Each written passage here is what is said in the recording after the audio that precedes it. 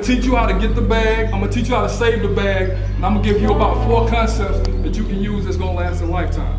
That's the point of Legacy Athletics and Leadership Academy.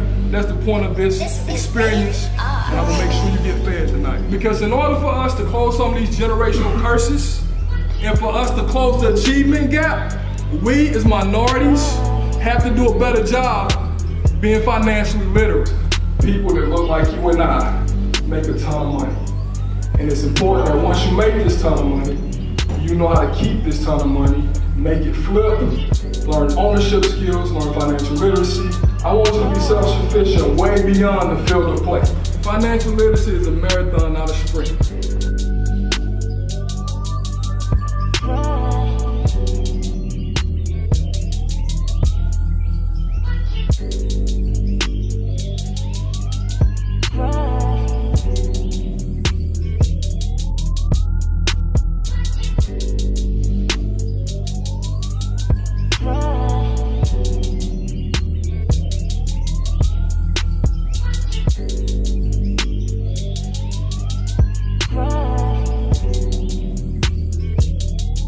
So, quick stat, according to 2009 Sports Illustrated article, 35% of NFL players are bankrupt within 2 years of retirement. An estimated 60% of NBA players go bankrupt within 5 years after leaving the sport. Goal setting is vital as an athlete. When you start playing the game as a little dude, you always thinking about the future. Financial literacy is the same way. And you got the cheat code because you're used to a routine. You're used to setting goals. You need to set long-term goals and short-term goals. Long-term goals are 5 years or more. Short-term goals are 5 years or less. Don't get this assumption that you have to be an athlete, an entertainer, or a rapper to make $1 million. That's a misconception. Feed your focus, starve your distractions, increase financial literacy, and eliminate liabilities. It's very important that you have to detox yourself from what you are used to seeing. This system of capitalism is designed for you to fail. They want you to continue to spend money at a large rate so that we keep ourselves impoverished and impoverished. That's by design. Nobody teaches you about a banking account. Nobody teaches you about saving. Nobody talks about a 401k. Nobody talks about a 403b. Again, you are what you eat. They tell you that when you're a little boy, right? So you eating consumerism every day. You eating buying every day. I need you to turn the TV off. I need you to pick up a book about financial planning. And how do you figure that out? By being financially literate. You know who to take with you, who to leave behind. You know who to share the pie with, who not to share the pie with. You know how to buy one pie and make 2 or 3 pies. That's what I'm gonna teach you to do. All legally, by the way, too. In other words, if you owe somebody you can't get ahead, that's called a liability. Car payments or a liability of student loans. The 2 biggest liabilities that you guys will ever have. I was that guy who had a full scholarship to a college university my whole playing career, and I still went to the student aid office when I got to campus and said, hey, let me max out. I need all that student loan money. I need that whole $2,000-3,000. Let me get it. And guess what they did? And you can get that. You don't even need no cosign. That's how dirty the game is.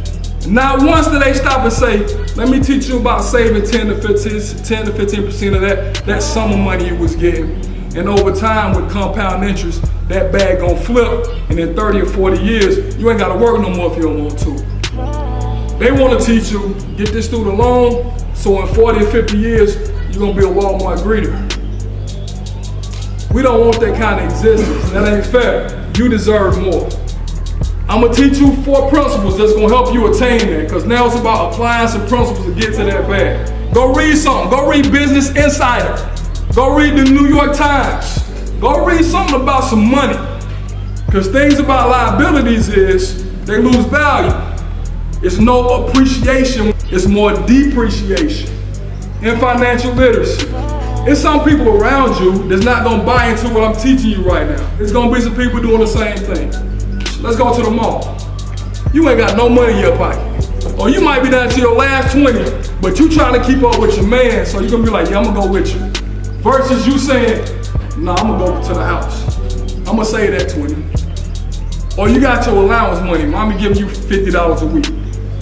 Save 10% of that, save $5 of that. You save $5 of that, let's say you get paid every week, that's $25 a month, or $25 a month, over $25 a month for a year. You do the math, that little bag add up. That's all because you put 10% back. It's that easy. All I'm asking and challenging you to do right now is put 10% back of anything you ever get paid from this point. If you got a job, you made $200 bi-weekly, put $20 in an envelope, let that thing sit. Once you build that discipline, it's like shooting a free throw. You shoot a free throw, you shoot the same thing every time, right? I can shoot that with my eyes closed because it's the same motion. That's how financial literacy gotta be. You gotta say that thing. That 10% need to be your calling card. Your little shorty give you a $20 bill for Christmas, you need to lose her, because she cheap. It's important that you make sure whatever you get from your moms, from your pops, whatever you get, you need to save 10%. That's gonna be your rallying cry. Just like you said goes to your team this year by winning the state title, when you hit the car again, I need you to think, hey man, Hendrix said, every time I get some bread, I'm saving 10%. Put your little money up, that first 10 though, before you go spend that, put that first 10 up for me. All right, can we plan to save 10%? I need that. For this first concept, save 10 to 15%, we've already established that. Budgeting, it's just like a practice plan. You gotta write down practice plans. You gotta write down goals, that's important. If you can't write it down, it's hard to visualize it. So writing down what you wanna do is very important. Writing down is vital. So you're gonna write down a written cash flow plan. A written cash flow plan tells you exactly where you're spending all your money. So if you got $100, and you're gonna spend it 10 ways, that's 10 ways that you're gonna spend your money. So you're gonna spend 10 on your mama, you're gonna spend 10 for Papa Christmas present, you're gonna put 10 in your car for your gas. The goal is everything is allocated to a certain place. You gotta write things down. You gotta be strategic in what you do. You gotta be practical. You gotta be specific. You gotta be intentional. Financial literacy and athletics go hand in hand because those are very important concepts. Be specific in what you do and be intentional in your purpose. Have somebody be your accountability partner for financial literacy. It could be your mom, it could be your dad, it could be your homeboy. Hey man, you say your 10% this week, both of us got paid. We both work at Foot Locker. I know that check hit. You say your 10%? Nah, Sean, I ain't saving. Guess what? I can't mess with you no more. You gotta cut people off here, liability. Liabilities cost you over the course of a lifetime. It prevents you from attaining generational wealth. You'll work for somebody for the rest of your life if you keep liabilities on your back. My goal is to make sure that you got an option to not work for somebody if you don't want to. Remove your liabilities. Because if you get that practical planning down, when you're saving over a period of time, investing allows you to take advantage of this thing called compound interest.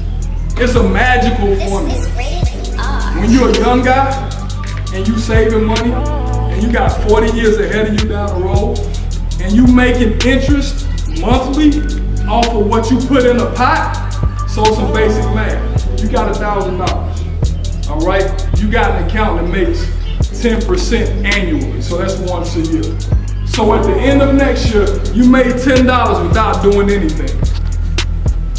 In year 2, you getting another 10% of what's in that account now. So you started with $1,000, now you got $1,010. You're gonna get 10% of that.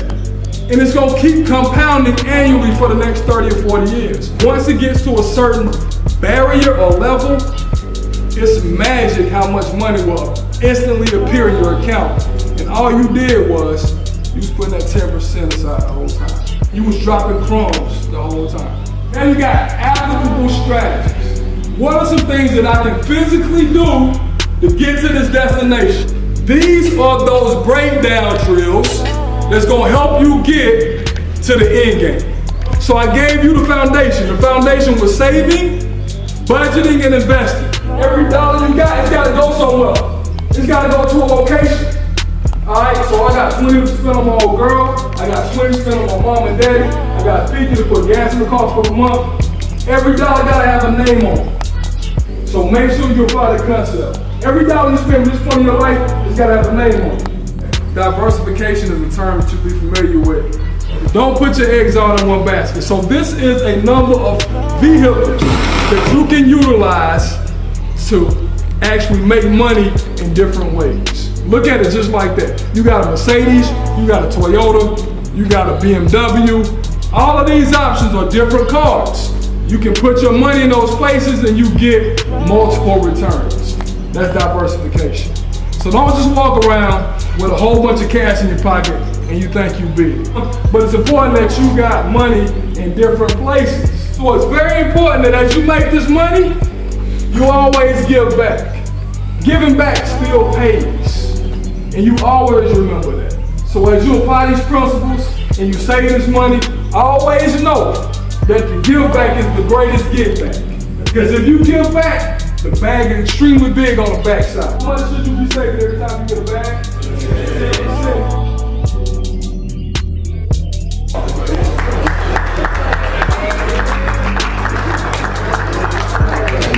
Julius, I'm class 2021, Power 4 at Tri-City High School. How was the event? It was great. I learned a lot about how to be financially stable.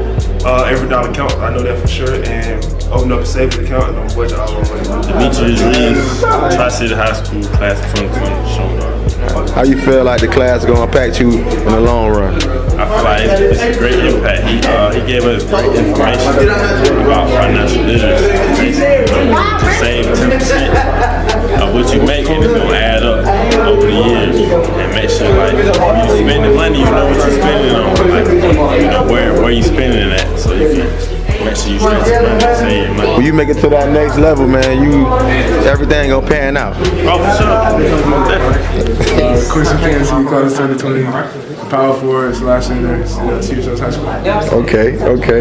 Tell me, man, what you feel like you got from the class? I feel like when I got out of that class was how to invest and how to save money and how to make it flip and have money increase over a period of time. Even though it's a long period of time, it'll still be worth it at the end because you'll have a lot of money. You can, I'll learn how to separate money and put them into certain categories, like, for the girl, a little bit for gas money, a little bit for bills, and just, how to keep it organized and how to keep everything nice and neat instead of having all over the place and spending money on stuff that you really don't need. So.